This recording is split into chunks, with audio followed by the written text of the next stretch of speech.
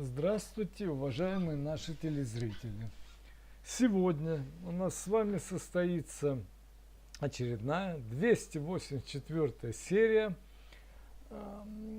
встречи Бутейковского камелька. С вами вновь методист Бутейко, вот это Бутейко Константин Павлович, а я методист Бутейко с 30-летним стажем работы Сергей Георгиевич Алтухов. Темой нашей сегодняшней беседы будет избавление от храпа во сне, помощь на методе Бутейко. Вот вроде мелочь кажется, да, ведь вот когда там говорят рак желудка, там груди, там смерть скоро маячит, или там эндометриоз, предраковое заболевание, там даже мастопатия, там это вот все серьезные вещи. Это, храп во сне, да боже ты мой, какая ерунда. Но тем не менее проблема это мучает очень многих людей в нашем мире, очень многие. Вам, вот просто порассуждайте, вам когда-нибудь приходилось спать в одной комнате с храпящим человеком в больнице, допустим, в палате по больнице, в гостиничном номере, в командировке? Он-то этот, который храпит на соседней койке, он ничего не слышит, он сладко причмокивает во сне и продолжает храпеть. А вы-то не спите. Для вас это как колокол, который бьется сильнее, сильнее, сильнее. И вы утром-то просыпаетесь разбитый. А что в этому человеку? Он как храпел, он и будет храпеть и завтра, послезавтра, и все. Но в больнице, в командировке вы мучаетесь, но несколько дней. В больнице лежат, 10 дней, в командировке там 3 дня, да? Вот. Но ведь не всегда. Правда, потом вы эти дни будете сквозь годы вспоминать все с ужасом. Вот. Но все-таки это кратковременно. А вот когда храпит рядом на одной постели муж, допустим, муж, да? Женщины тоже храпят, но они в 2 раза по частотности меньше, у мужчин больше, там 40%. Да? Тут одна комната, одна постель. И жена знает, что это не через 5 дней не кончится, не через 10, не через 5. Это на долгие годы, на долгие годы. А он опять же храпит, причмокивает во сне. Она встает вот с такой головой, не выспавшаяся. В душе она понимает, что он же не нарочно, он над ней не издевается, поэтому ей неудобно как-то его сильно журить, да. Но она, естественно, уже готовит завтрак, измученная, там не очень хорошо, все. Потом муж нервно отодвигает недожаренную яичницу, и так скандальчики, потом микроскандальчики, и пошло, и поехало. Даже статистика, официальная статистика говорит, что 10% разводов совершается по причине храпа. Так это официальная статистика, она же лукавая. Там в 2 раза-то больше, это уж как минимум, да? То есть проблема-то вот так вот. Что нам говорит официальная таблеточная медицина? Как причины храпа они там выдвигают аденоиды, миндалины, искривление перегородки, значит, избыточный вес, много причин называют, и действительно в какой-то степени эти причины влияют.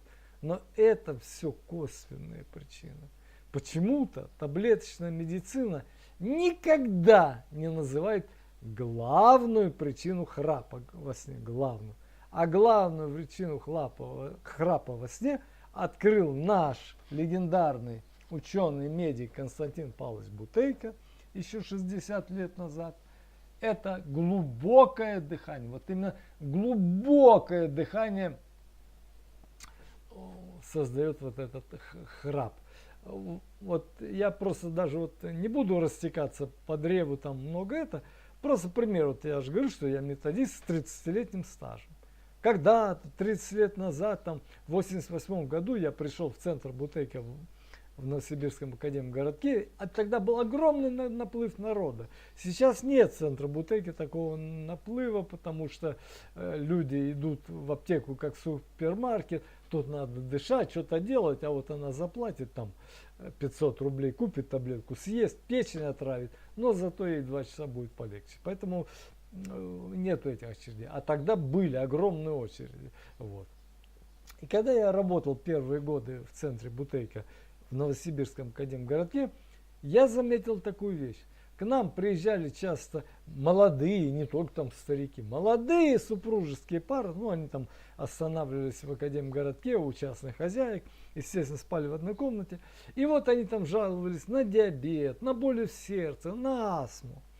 О храпе говорили как бы вскользь, понимаете, вот сидит перед ты методист, перед тобой вот эти приехавшие больными, вот они, а тот жалуется, но и в том числе, говорит, вот еще и от храпа бы избавиться, вот муж мешает.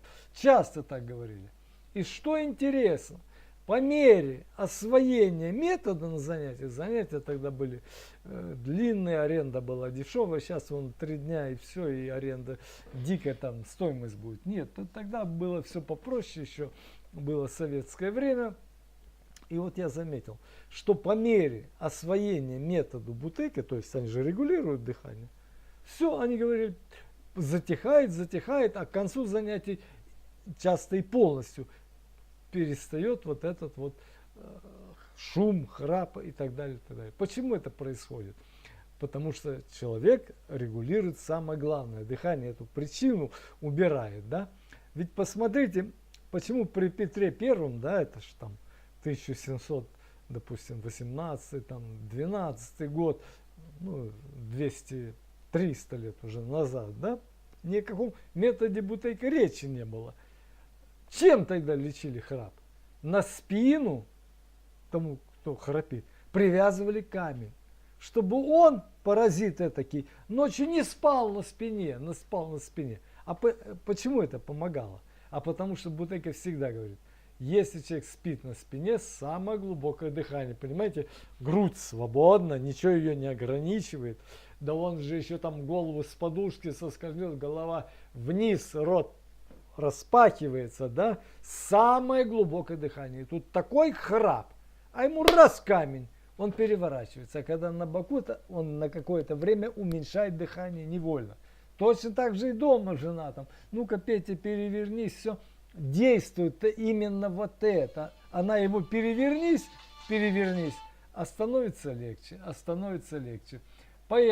потому что уменьшается дыхание. Поэтому, дорогие наши телезрители, вот тем, у кого есть эта проблема, я советую только одно. Освоить капитально метод Бутейка. Освоить, вы поднормализуете глубину дыхания к норме физиологической, и храп начнет затихать. Вот.